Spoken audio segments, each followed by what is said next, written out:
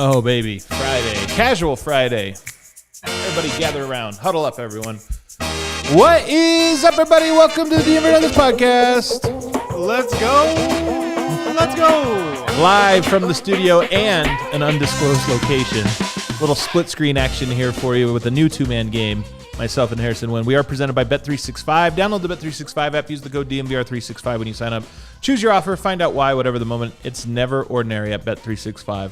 What an interesting day of Denver Nuggets practice. Some days you get gems. I feel like today was one of those days because the Nuggets are teasing out some things that are different about them, and I feel like today we got a little bit of a bigger tease, a little bit more of a reveal, as well as some hype around Cameron Johnson.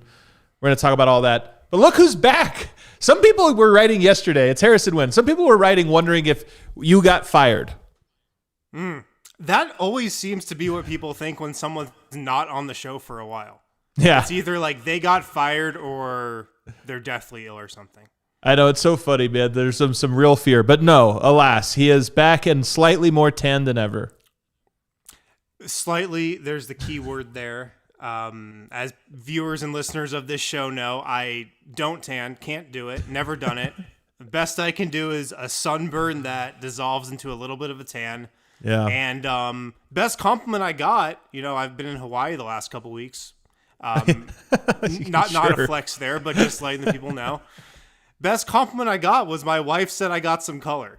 There you go. So like that's going to carry me throughout the season. So that was huge. You have so much confidence right now. It's unbelievable. It's like Christian Brown with a new contract. We were in La Jolla, man, so we weren't doing so bad either. You don't have to flex too hard. Of course I was locked into the training camp coverage. The Cam Johnson interview was awesome. RG spotlights behind the scenes, and I heard the meetups were great too. So I can't wait for the season though, and I'm really excited to hear about practice today too. Well, hurry up and wait because we do have now 13 days before the season. So we have a little bit of a tail here, but I actually think today was so interesting. I think today's show is going to be a great one. We're going to get into some stuff, but also games coming up kind of quick order now. Sunday, Tuesday, Friday. It's kind of nice because that's like a regular season rhythm. And I think that there will be a lot that's revealed the next time we talk to you guys on the next show, the post-game show for Sunday. I think there's going to be a lot of things that are revealed. But later in the show, we'll get Harrison Wynn's comments because I haven't even heard him myself yet, what he thinks about what he's seen in preseason. But we're going to start with Denver Nuggets practice today. This was the second of 3 practices. They should practice again tomorrow. I don't know if they'll practice Saturday before heading to Los Angeles for the game on Sunday, but this was the big practice. I get the feeling that this was one where they scrimmaged a lot, put some new things in. And here's where I'm going to start, man. Harrison, they teased this at Media Day, or at least David Adelman did, that the Denver Nuggets are not just running it back on defense. I think there are some meaningful changes they're putting in an offense. The personnel will naturally make the offense different. But defense is where the big changes are coming from. You bring in Jared Dudley. He's going to bring his own terminology first and foremost, but also his own scheme. And that's something that's it's been at the forefront of my mind as we've gone through camp of what is this new scheme? Are you the same way where you're sitting here going, Denver, it sounds like the defense is going to be the biggest change this year. Yeah, it does. And we've heard, it seems like bits and pieces of what the new defensive strategy is going to be. A lot of it seems like it's going to fall on Jokic. Yeah. But what exactly it is, what are the exact changes? Maybe Adelman talked about it a little at practice today. I'm still kind of in the dark on, and I feel like a lot of people are still in the dark on. Like, what are the actual significant changes that are happening? But I love that they're drastically switching up their style on defense. I love it. Because coming off of last year, first, it can't get much worse. So why wouldn't you make drastic changes? And second, I just feel like whatever, scheme they've been running, yes, they can crank up the pressure in the playoffs. Yes, they can really dial in and just be a playoff defense when they wanted to. But it just seemed like maybe it was a little vanilla. Maybe the guys were just kind of tired of it. They weren't locking in on defense like the coaching staff had wanted them to be over the last couple of years. So I love a drastic scheme change, especially on the defensive end. We needed something different. We needed something just new and fresh. And at the beginning of the season, yeah, it might take a little bit to ramp up and to really lock in and for everybody to get on the same page. But I think it could be worth it by the end of the season for sure. So let me give you what David Adelman has said about this today, as I pressed him on it a little bit, because he was saying, what we did in these first 2 preseason games was basically lay the foundation for just where people are and some rotations, but it wasn't like they haven't really opened it up. It's just step 1 of a multi-step defensive adjustment. But what he says yesterday was he wants to start junking it up. That was the phrase he used, is to junk it up on defense. I asked him what that meant, and he said different ways to shrink on better players, zone, working on all that kind of stuff. And then when we do zone, who's on the court, what the responsibilities are at each spot, and we'll continue to work on it. So, and then he said he doesn't know if it's going to be ready by the end of the preseason, and he doesn't even know how much they're going to play zone before the first game of the year. He says, I'm hoping we get comfortable with it sooner than later, but we saw a lot of good things today, and there's going to be mistakes in this when we're not all the way up like we've been. So first of all, he's talking about Nikola Jokic and pick and roll. Traditionally, we know he plays up. He's not good as a drop defender. And he says, when we're not all the way up like we've been, where rotations start from the get-go of every play, which we were really good at for a long time, and there's a reason we did it. We just think this group has the capability of doing some things different, giving different looks, which gives us more flexibility on the defensive end, both man and zone. Some of these concepts and principles actually bleed into both things.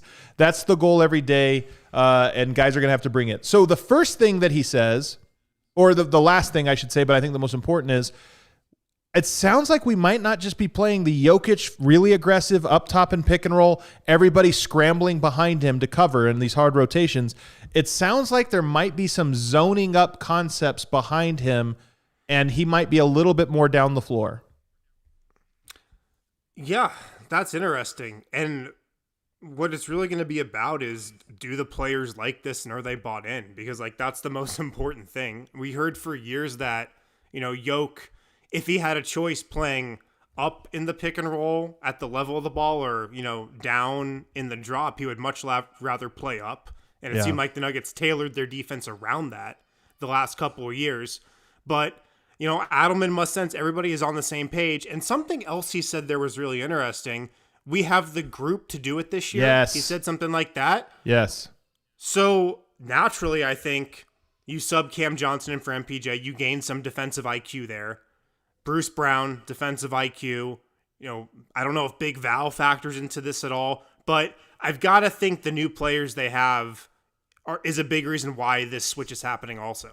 So I think it's 2 things, because I agree with you. That was one of the operative words or phrases, was him saying it's the personnel that allows us to do this. 1, I do think it's going to be more of an IQ-based defense. There's more complicated reads, and maybe he feels more comfortable, not just because of Cam Johnson in place of Michael Porter Jr., but also it's veterans off the bench now. It's Bruce Brown, it's Tim Hardaway, it's Valanciunas.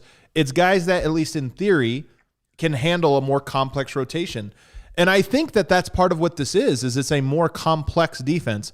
But then I was thinking, Peyton Watson's the other piece of this. He provides some length, and I also wonder if you talk about zoning up, typically you run a pick and roll, somebody rotates all the way over, then you pre-rotate. It was all about getting there early. If Denver is more kind of zoned up off ball, you need speed and length to close out. And I wonder if that's also part of it, is he's counting on Bruce is fast, Peyton's long, Tim Hardaway Jr. has decent size for a 2. I wonder if it has a little bit to do with that. But yes, the zoning up part, and when he says that there are similarities between both their zone defense and their regular pick and roll defense, it makes me think a lot of this is about the defensive spacing and how you zone up behind the top of the key. And I've got to think this is just going to be a smarter defense overall, where they're adjusting more game to game, team to team, even half to half, where last year we didn't see as much of that. And then when David Adelman took over, it seemed like we saw more of that. But the other thing about it is, it's a little risky, for sure, to put in a more complex, high IQ defensive scheme as well, and to just install it in training camp. Because, it's always important to get off to a good start in the season, especially with how the Nuggets schedule stacks up. You want to make sure everybody's on the same page at the beginning of the year.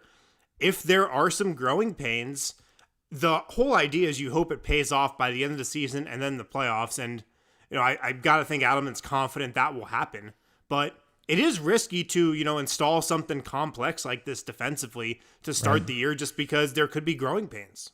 And I think that he's hyper aware of that. There's a quote later on that I think kind of paints to this, but there's another part of this, and that is, so Jokic asked about the defense. He says, I think we're not struggling, but it's something new. So we're trying to adjust, but we see that it can be really good. It can help us a lot. You were asking, the players need to buy in. I think all the players are actually excited about this change, even though they know it's going to be hard.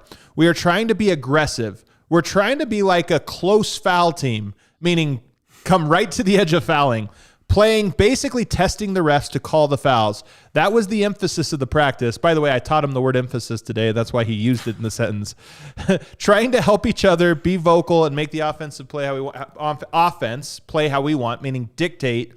And so, yes, I thought that part's interesting. Junking it up, it means fouling or coming right to the doorstep of fouling. Yeah, that's going to be interesting. I know our guy Matt Moore has been talking about this a lot. Everybody's throughout the league is talking about playing more aggressive and doing up to exactly the point where the refs say you can't. And part of me feels like I wonder if everybody's just going to foul out the first couple games. I kind of think that is one thing. That was one of my notes was, I think that this is one of those things where we're 5 games into the season. And it's like, damn, Denver's giving up the most free throws of anyone. But that might be part of the process. Like, you have to find where the line is, and oftentimes it means you have to cross it. Yeah. And that's probably coming off of playoffs too, where they saw that tactic work against them. We've got to think that's factoring into this a little bit also. Well, also, you just saw Toronto, man, in that preseason game. And look, it's preseason. It doesn't matter. This isn't a complaint. Toronto got away with a lot of contact. And sometimes it's about, let's establish this early. Let's be the physical team so the refs, the window for what's allowed opens up a little bit. Bruce was asked about this question. He said, really, it's just about being more physical, picking up full, turning guys, just like Toronto and Minnesota were doing with us. Basically just being more physical and using our hands. Do the Nuggets have the roster to pick up full court like that? I mean, this is something you talk about, in the preseason especially. Like, yeah, we're going to pick up full court some possessions, and then it doesn't happen that much. But the Nuggets, at least on paper to me, don't really have a roster that is suited for that. I feel like you need a lot of young guys to do that. Well, Wind, you might have missed yesterday's episode as you were flying back from Hawaii. But yesterday, David Adelman hinted at a 10, maybe even 11-man rotation. And so part of this might be that there are the Peyton Watsons of the world, Jalen Pickett's and Julian Strawthers. Again, not that Julian Strawther's going to be your full court press guy, but it might be, hey, this is a 3-minute stint you have. It's like your minutes are really low, but we just want you to go out there and wear this guy down for his first 3 minutes of his stint, and then we'll get our roster in there. Yeah. I just love the thinking by Adelman on this stuff. Just how can we put more variety into the defense? What are little things here and there, game to game, team to team, that we can do against different opponents? Like, this is the type of thinking we want from the Nuggets coaching staff. Like this critical thinking almost, where you're really just diagnosing game by game, like opponent by opponent. Okay, how are we going to defend this team? Maybe this game calls for some full court pressure here and there. Maybe this game doesn't. Maybe this game calls for more zone. This game doesn't. I love that the coaching staff is heading into the season thinking that way. I do too. The last note I have here on this before we go to break, Bruce Brown continued, when Mo was here, it was Nikola up. Now we're playing different coverages, so we just got to be on the same page. So again, this is really hinting at Nikola not coming out as far as he was on pick and rolls, and Jokic has not had great success in other defensive pick and roll coverages. So part of me goes, this feels like a really bold bold adjustment, but I'm just excited to kind of see what it is. It does feel bold, but you have to know that he's been consulted on this stuff. There was a great clip that RG had from training camp where he actually caught Adelman and Jokic like talking about something. The clip wasn't long enough to hear what they were talking about, but Adelman said something like, "Let me know your thoughts on that." Yeah. You know, I think we tweeted it out, but who knows what they were talking about? But this is something he's consulted Yoke with. Yoke's been playing one style for the last couple of years. He's been comfortable in that. They're switching it. That wouldn't happen unless Yoke gave the green light for it. He seems excited about it. I mean, like I said, it's genuine. It seems like, and you can watch these videos up on our YouTube page, but it seems like genuine excitement for this newness, but also caution that, hey, we need this to be great by April and maybe even by January, but it's going to be a little bumpy as we kind of get this thing going. Let's take a break, because on the other side, I want to talk about the guy who shined today, Cam Johnson. Great practice from him, but it wasn't a coincidence. There was something specific that happened that led to that. We'll talk about it on the other side. If you need tickets to concert shows, sporting events, check out the Game Time app. What's awesome about the Game Time app is it is incredibly easy to use. You download it on your phone, really easy interface. You feel really good and you trust to buy tickets on your phone with it. 100% authentic tickets on time and at the best price. Plus, fees are always included with Game Time. What you see is what you pay. I've used Game Time a lot to buy tickets to Broncos games, Rockies games, Buffs games up in Boulder. It's definitely the only ticketing site that I use, the only ticketing app I've got on my phone. So make sure to download it and, of course, use the code DNVR. When you do that, you're going to get $20 off your first purchase. Terms apply. But create an account, redeem code DNVR for $20 off. Take the guesswork out of buying tickets with Game Time. Tap, ticket, go. Make sure to download the Game Time app today. The best app, the only app I use for concert shows, sporting events, whatever it might be. Also, make sure to check out Monarch Money. As you know, I've gotten into my 30s, got married, had a kid. Finances is something you got to be more on top of. I wasn't great at that, but using Monarch Money has helped me a lot in that department. It's helped me see, where I could be saving more money. It's helped me when it comes to maximizing investments, increasing savings rates, just easily reviewing all your finances in one place. That's what Monarch Money does, and that's what they've done for just so many people. They give you and your partner full access to a shared dashboard. You've got everything right in front of you. It can include, linked accounts, budgets, goals you might have, spending activity, all in one place. And use Monarch Money so you don't let financial opportunities slip through the cracks. Use code DNVR at monarchmoney.com in your browser for half off your first year. 50% off your first year at monarchmoney.com with the code DNVR. Feel organized and confident in your finances with Monarch Money. Alrighty, back here, segment 2. Make sure you throw us a like there. Make sure you're subscribed. Lots of exciting stuff coming along the way. By the way, Denver Nuggets documentary. I've seen a couple chapters of it already. I'm very excited for you guys to see this. A new piece of content that we have that debuts in about 10 days. Keep your eye out for that. Harrison, today, Cam Johnson was the standout. And Bruce Brown, just to take people behind the curtain, you usually talk to 2 players and a coach at practice. And the first player oftentimes will set the narrative for the next ones, because a player will say something that happened and then you want to ask everybody else about it. Kale, can we get a little closer to me? Yeah, no, more, come in closer on my chest if we can. I'm just teasing. So Bruce Brown today was the first to go, in a great mood, by the way. And he said, Cam made everything today. God damn. Blue team kicked our ass because Cam was making every shot. Jamal was going insane. So yeah, Cam's coming along. So that was the first note, was like, oh, Cam Johnson had himself a nice little practice today. That's awesome to hear, man. That gets me excited. Because the number one storyline, I think, for all of us at the beginning of the season is Jamal Murray. How does he look? What kind of shape is he in? Does he look like an all-star? Number 2 for me might be, how easily is Cam Johnson fitting into this thing? Yeah. Because I I've said, throughout the offseason, I wouldn't be surprised if, it takes a couple months for him to really feel comfortable, because learning how to play the Nuggets system, it's not easy. Like, it's not an easy system to learn, I feel like, compared to a lot of other teams out there. It's not like you're standing in the corner every possession while James Harden's running pick and roll or like something like that. It's complex. Playing, Jokic ball takes high IQ. It takes reps. It takes time to learn. And even for a really smart player like Cam Johnson, a really, really smart player, it's going to take time. So I wouldn't be surprised if it took a couple months for him to really look like the Cam Johnson we expect. But to hear this is awesome. To hear that he's making shots and looking more and more comfortable is great.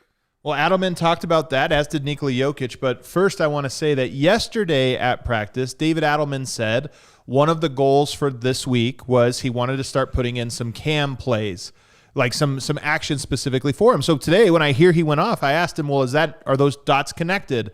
And he says, yeah, a little bit. Those plays are more out of the motion, the formation, the continuities that we have. So it's not like they're just running plays, although he did say they put in some ATOs and things. But it's more about, Cam, this is the reads you make to call your own number. That was one of the things they emphasized today. It's about getting him to spots where the ball finds him in areas he's successful in. And then as we go, he'll have his ATO packages like everyone else. But I think trying to make him understand, hey, if you fill this corner, this is really good for you and for us as opposed to the other corner.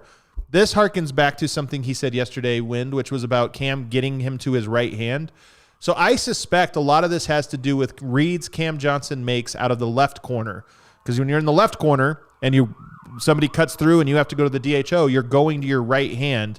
And so I thought that was interesting. So it's less about plays and more about here's your reads in the offense and where you can be aggressive and call your own number. They go over that today, and what do you know? He doesn't miss and he dominates practice. And this is something, we've talked about with Cam that, he's might have added to his game the last couple of years, like specifically in Brooklyn. He can do stuff off the dribble. He can create a little bit more than the Phoenix version of Cam Johnson from years ago. But I love that. I love giving players like the ability to do it up, and just to create stuff on their own. And Cam definitely has that ability. We saw it last year in Brooklyn, from just the film that we've been watching. So that's great to hear. He also, David Adelman, to your point earlier, and even just now, he said he's played a different style. In Brooklyn, very execution-based. In Phoenix, more structure. And this is somewhere in the middle, a hybrid of those two. So I think we've talked about it as a hybrid. What does execution-based mean? What's execution-based? Is that just like, go ahead and cook? I think it is just about, yes. I think he's kind of saying like a flow offense, whereas in Phoenix it was a structured offense.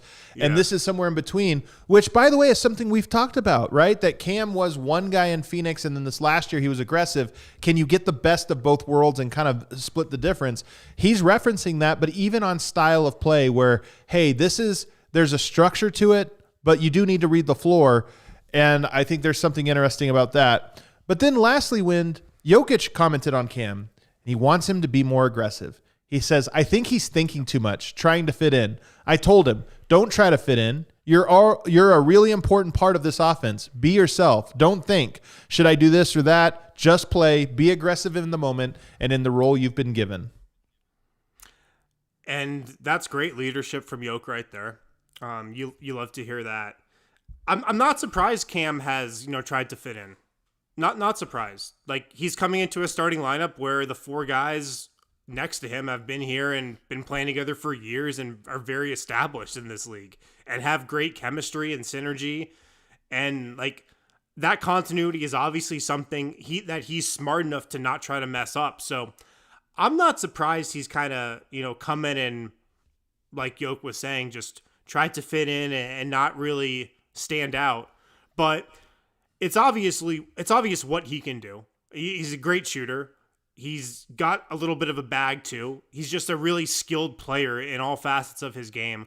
And look, for the Nuggets offense to be elite, it's already elite, but for it to maybe take another step, I do think like having everybody be able to create and do stuff is pretty key to that. Yeah.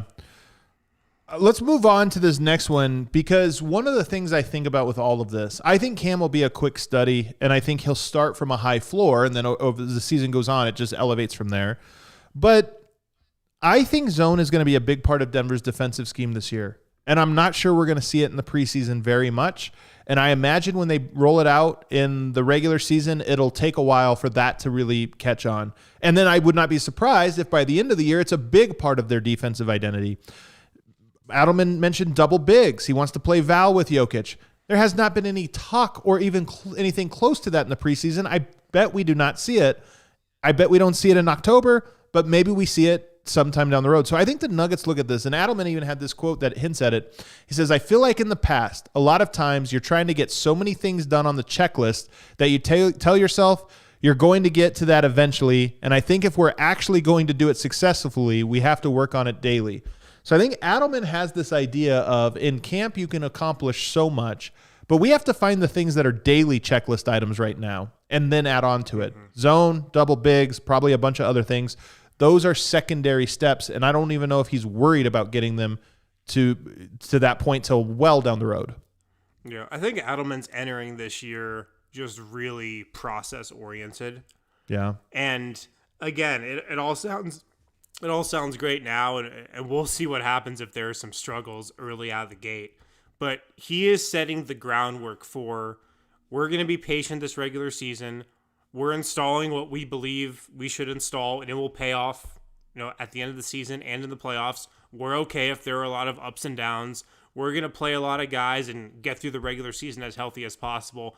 He's setting the groundwork right now for all those things. Yep. We'll see what happens throughout the course of an 82-game season, but that's his approach right now, at least how I'm seeing it. Adelman also joked that he might have overdone it on media day when he said the team is going to play slow.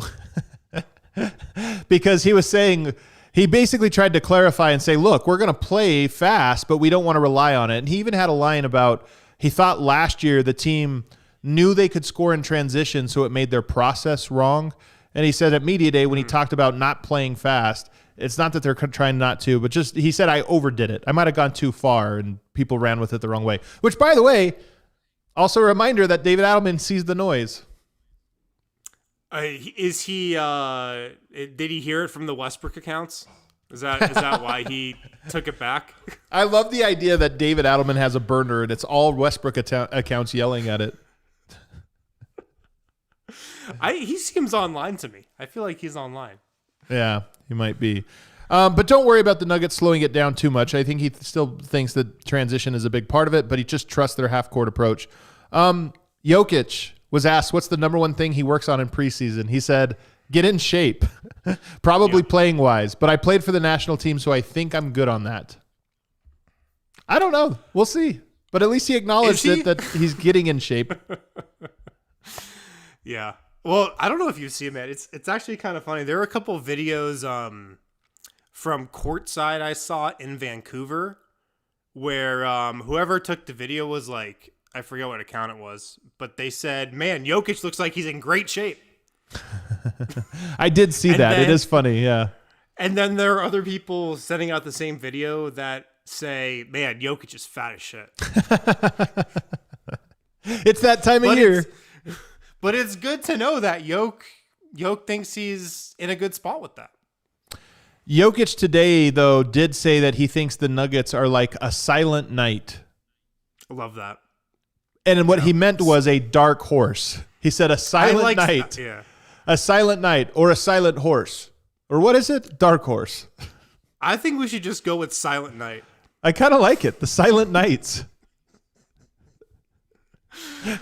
Silent nights, quiet giants. I mean, yeah. Those are like two of the all-time ways to describe this Nuggets team. It is nice them not being the favorite. I mean, OKC entering this season as the definite favorite. Yep. But there is still a lot of pressure on the Nuggets to get it done. There's a lot of pressure on Jokic, like entering the season, absolutely.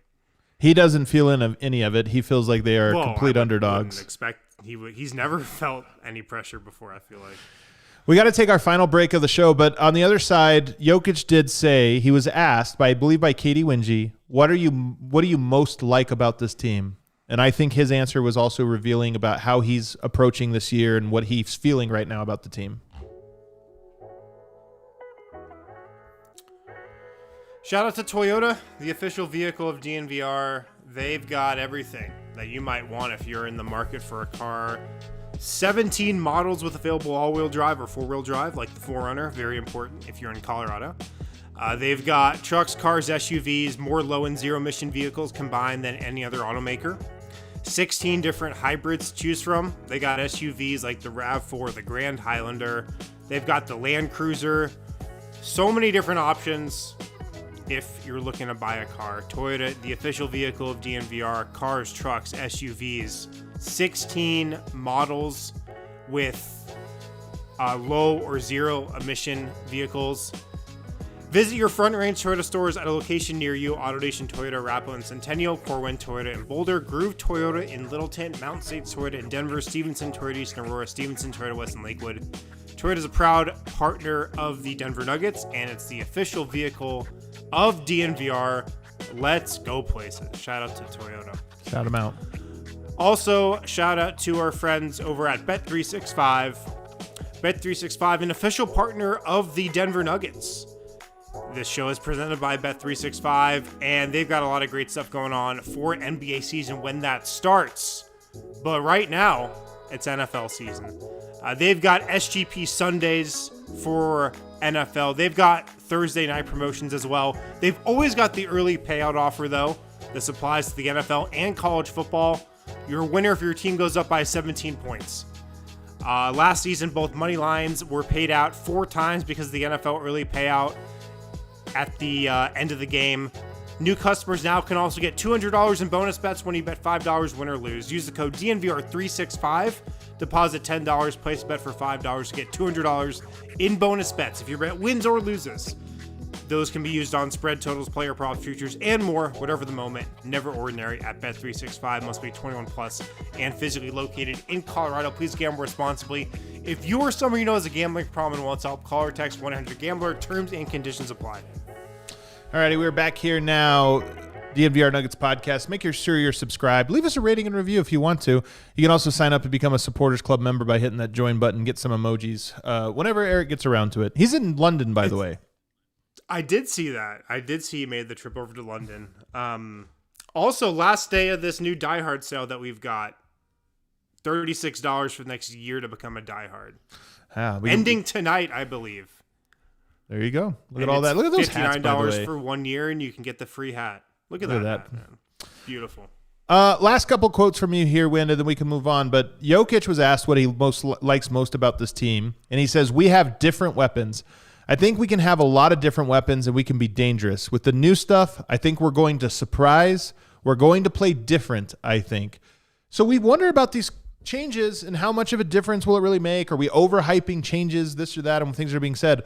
He says we're going to play different, and we're going to surprise people.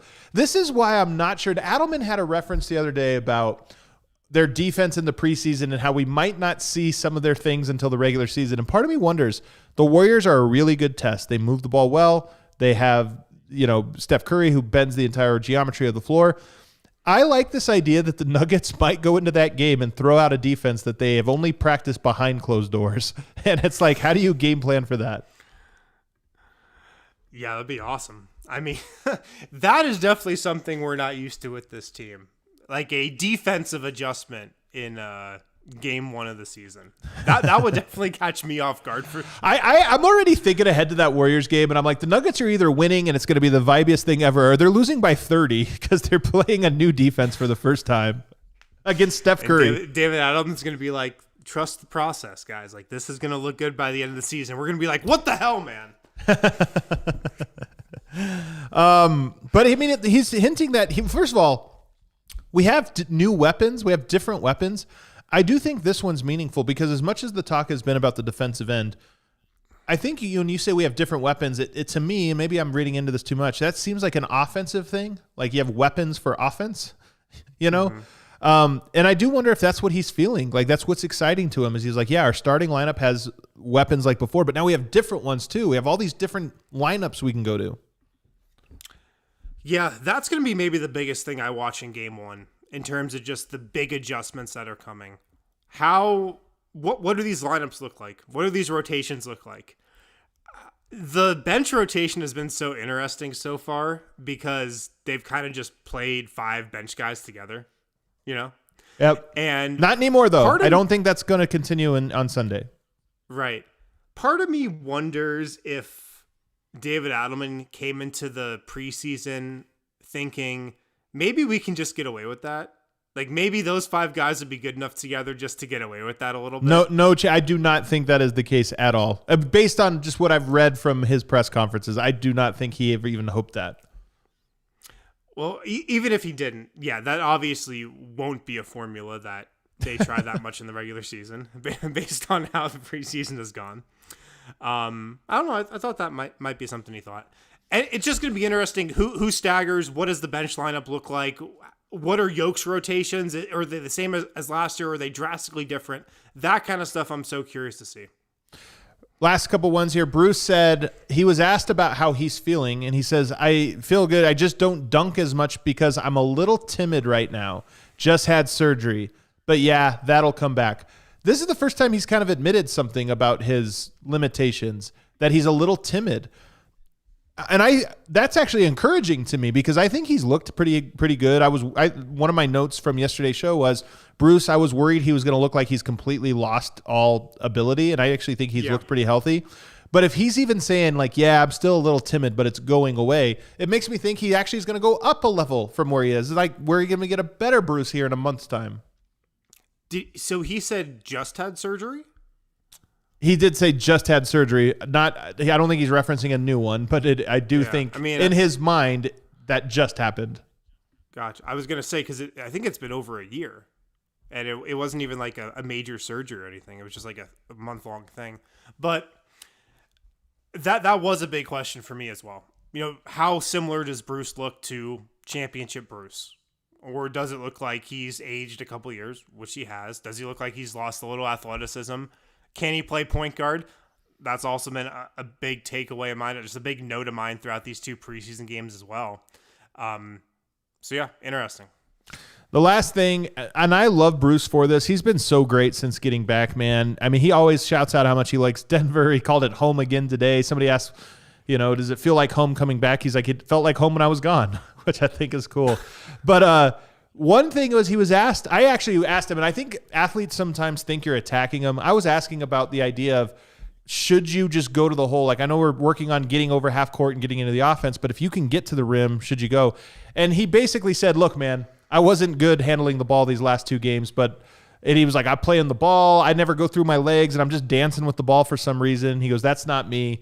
But I like it. He's kind of owning it up. He's basically saying like, yeah, man, I sucked at that part. Like, don't worry, though. And then he finished it with this. Turnovers won't be a problem for us. I love it. Plant your flag and say, yeah, we had 31 turnovers. But guess what? Not a concern.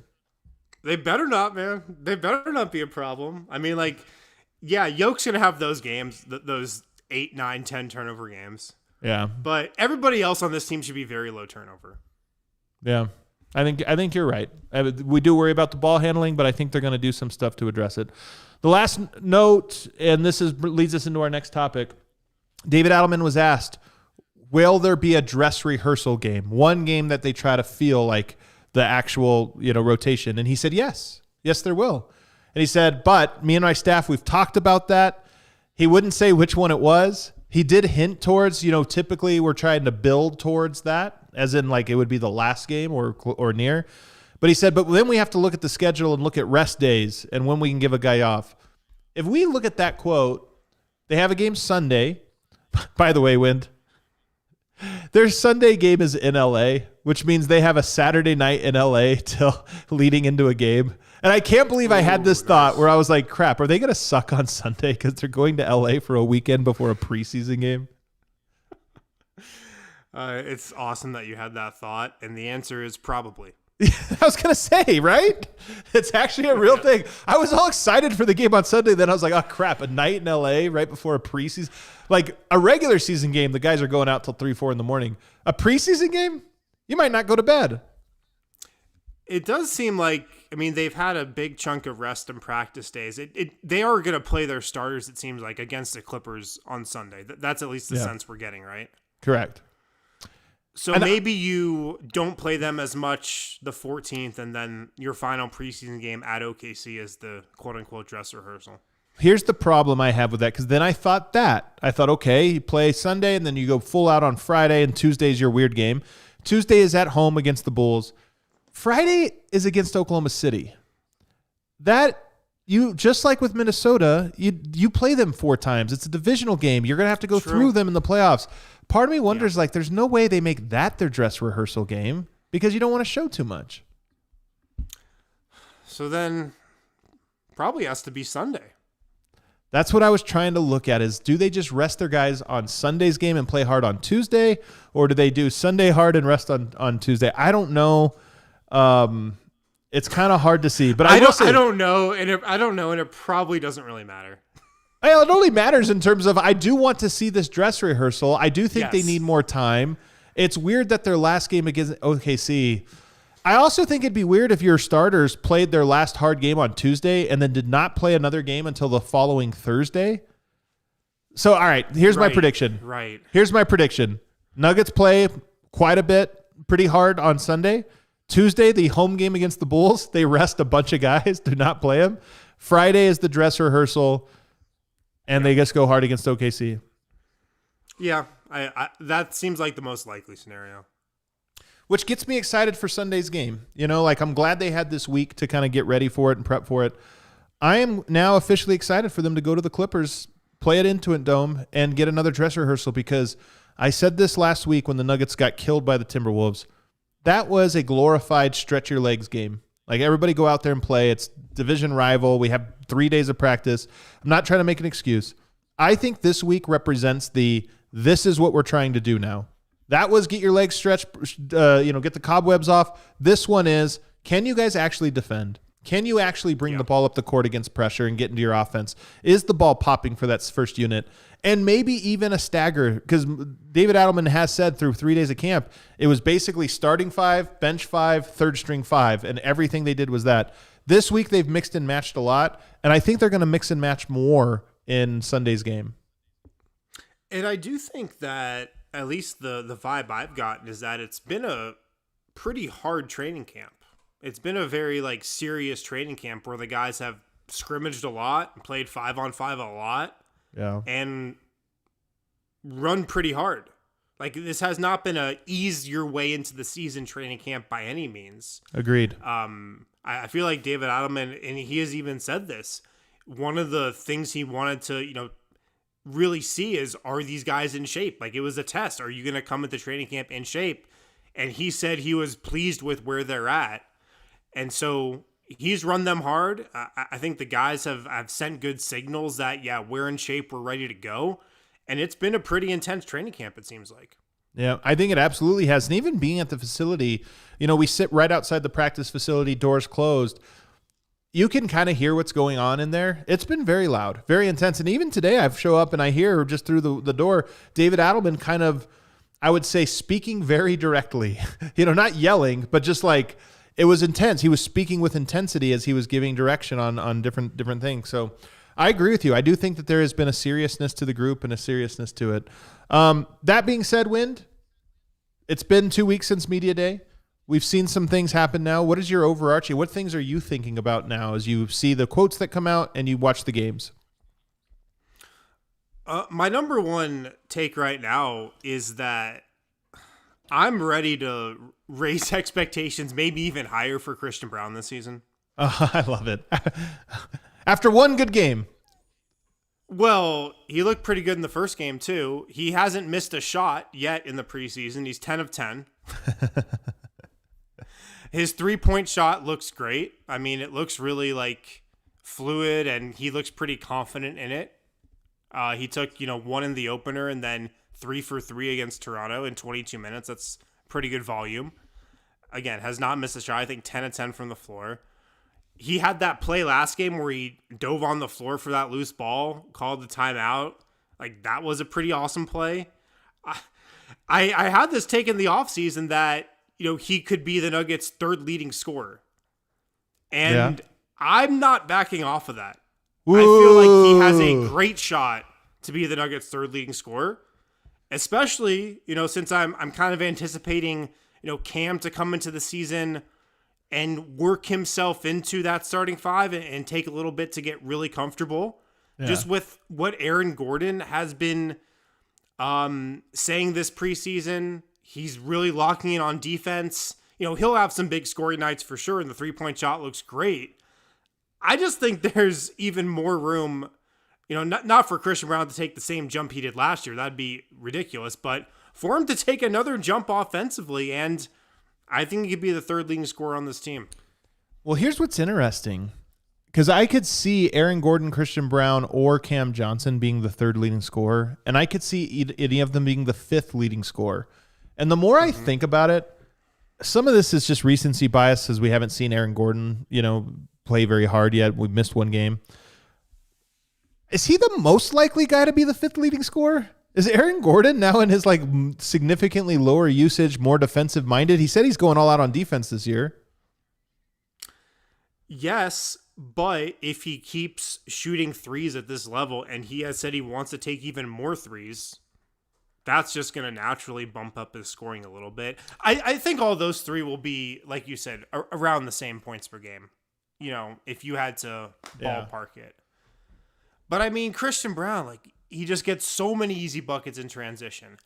That's been Cam Johnson's, maybe his first big takeaway when he got to Denver was, wow, Christian Braun's always in the right spot.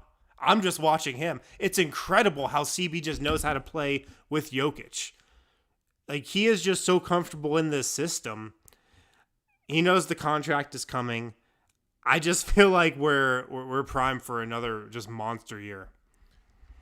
It would be pretty special if he had that. I think he's playing more free. His handle looks good, which is what is exciting for me.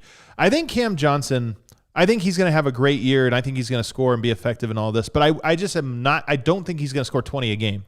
I don't even think he'll get to 18. And so that's why I think that he'll make a big impact by things that a lot goes unnoticed, but you just kind of know every time he's out there, the offense hums. I think it'll be more of that kind of a season for him, and maybe it's 16 points. It would be hilarious if you just got 16 points a game out of all three of them. Everybody split the difference, and they just most to worst is separated by 1 point. What else are you thinking? Peyton Watson's looked really good. Just kind of in all facets of his game, it seems like he's definitely made a bit of a leap here. And again, we'll see what it looks like when the regular season starts. But we kind of wondered how he'd factor into the rotation. Is he still that unquestioned guy, first quote unquote big man off the bench? And we saw that he definitely is that because he started at the 4 with Aaron Gordon out. He was just, unquestioned. He's getting that spot, as we thought. But he had 4 assists in that game in 22 minutes against Toronto. His playmaking looks good. We'll see about, his shot and his overall offense, but he looks like a more confident player to me, just kind of more confident in who he is at this point. I think so too. I think there's a little bit of playing more free, but I think it's also, yes, he's feeling himself after a good workout, a good off season. I'm actually really high on Peyton as well. I'm with you on Christian as well, but Peyton is a guy I'm very excited for, but I want to see it. And now, depending on who the Clippers play, there might be a good matchup for him coming up. I want to see. I think he's really good against these guys who use their jumper and use length. Kawhi's one of those guys, and I would love to see him, if he gets an opportunity to do that, I would love to see it. That's definitely on my list. What about the bench ball handling? Because that's the biggest concern so far, but is it a concern to you? Yeah, just based on the lineups they've put out there, the all 5-man bench look, you're definitely lacking ball handling there. Bruce hasn't looked great in that role, like we worried he might not. So it seems like it's probably going to be Jamal with that group. Another takeaway I've got is, of course, Jamal Murray's looked good. Everybody has that take right now. I agree with it. He has looked very good. And Jamal, looking back to last year, he did not have a good preseason last year. Shot under 50%, I think, from the floor in every game that he played in. Just was not great. Has had 2 really solid preseason games so far.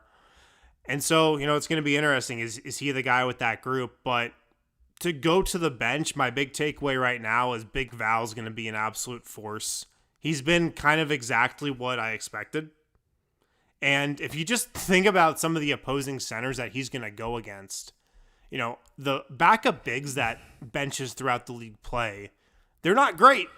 Like, they're not great, as we know very well watching the Nuggets bench and the backup bigs they've played. Like, he is going to have just such an advantage over most backup centers that he's playing against. I could see him, averaging double figures and just being a real presence in there. He's been absolutely as advertised, I feel like, through 2 preseason games. I agree with that on Jamal, man, and it's really exciting. By the way, man, he was every day so far, I guess both days this week, he's drained his out-of-bounds shot pretty quickly. So, he's feeling it. He's in the zone. How do you think the bench unit sorts out, though? Just Jamal and Forrest? Yeah, first of all, I think that's a lock. I cannot imagine it being, if they would do a 1-player stagger, I can't imagine it being anyone else. I just don't think anybody else has the ability to elevate it. But I do also take Adelman at his word that there's a good chance they play 10 guys. And so, I don't think it's a hockey lineup, 5 bench guys ever at once. It does make me wonder who's playing limited minutes. What is that? If you just think of a regular rotation with 10 guys, but Murray is your stagger, somebody is only playing these really, really short stints. Is it Bruce, Tim, Val, or Peyton? Is it Julian just gets out there for a little bit? Is it, that's the thing I kind of wonder is how do you get 10 guys in if you're still playing Jamal Murray as a stagger and playing him 34 minutes a night? It's hard to figure out. Yeah, I mean, Julian to me is still the guy who seems like he's on the outside looking in. And I would have Pickett ahead of him in terms of guys that seem to make sense for me in a 10-man rotation. Right, because you need the ball handling. Yes, I agree. Even though Tim Hardaway's looked a little questionable so far in the preseason, a little erratic with his shot, which you get with Tim Hardaway, but I think he'll be fine. I'm not worried about it at all. I would still rather him than Strother. So yeah, I mean, I agree. I think Pickett does make more sense if you're just looking for a 10-man rotation and you're looking for another ball handler. And he said 10 or 11. If you get up to an 11-man rotation, would be crazy. 11. Well, okay. Here's another take I have. What's going on with Spencer Jones? What do you mean?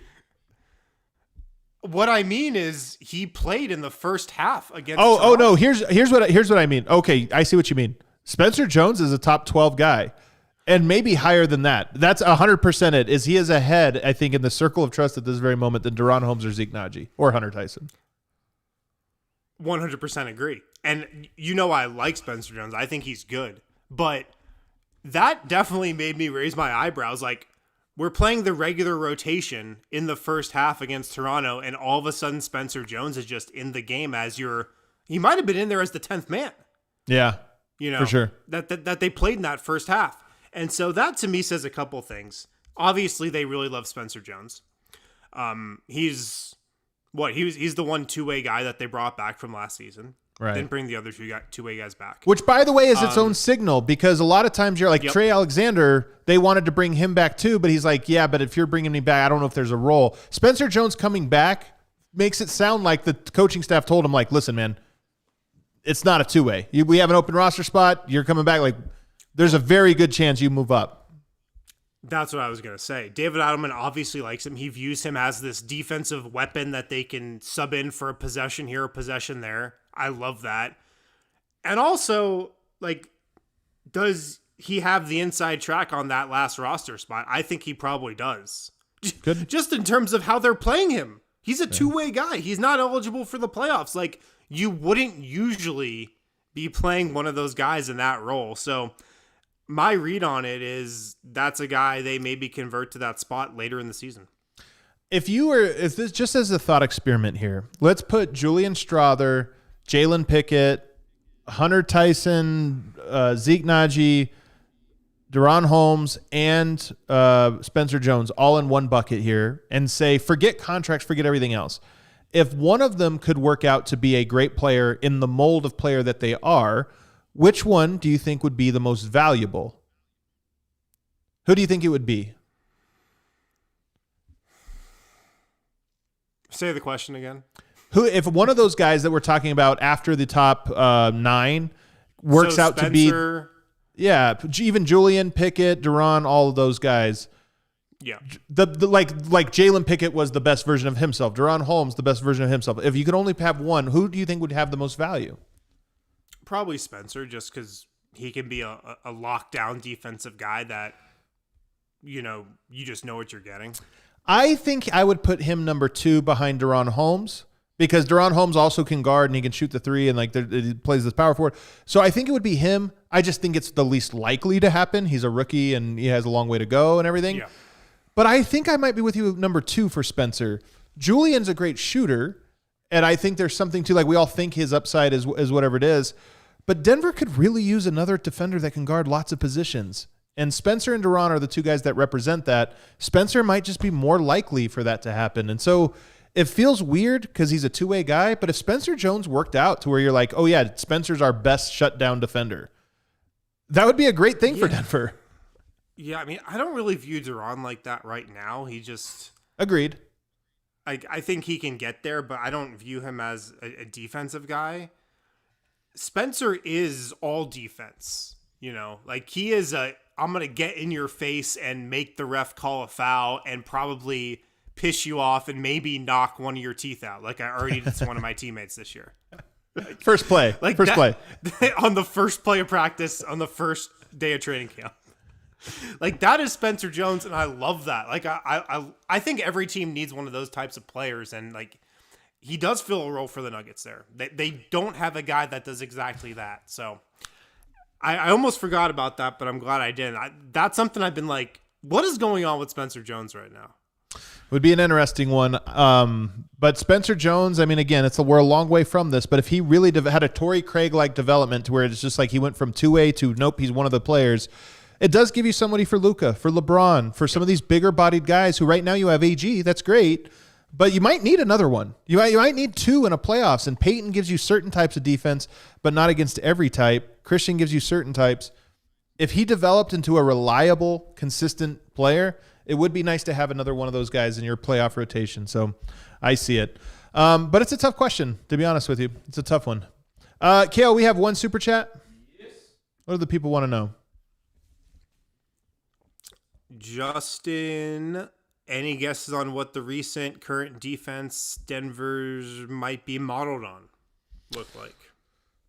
It is funny. I don't actually know if I can say that. This hybrid zone, who is a good example of a team that really executed that at a high level? It's a good question. I might have to ask around about that to see who the model is. It's not new. There definitely are teams that have tried out this zone hybrid. Yeah, but it is kind of a trend in the league, I feel like. I feel like a lot of teams are doing stuff like this. I mean, against the Nuggets last year when you didn't have that many guys you needed to guard, you definitely saw it. Yeah. But a lot of teams are doing a man-zone hybrid type thing, and it seems like it's working and is a trend across the league.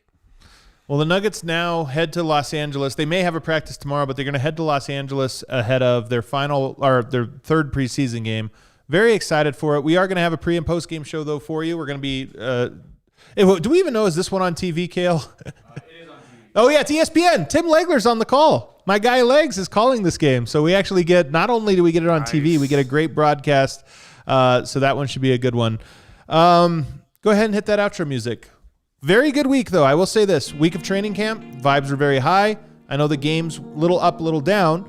This week of training camp, I think, has been very good. There's just a good energy to this team. They're excited but disciplined, I think, and, hey, they're just enjoying the process of becoming great, and the mood has been great. So I'm excited. And the DNVR Nuggets are slowly reassembling. Wind, back in studio on Sunday. Is that right?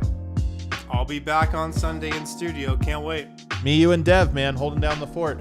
Shout out super producer Kale. As always, everybody hit that like button. We'll see you Sunday.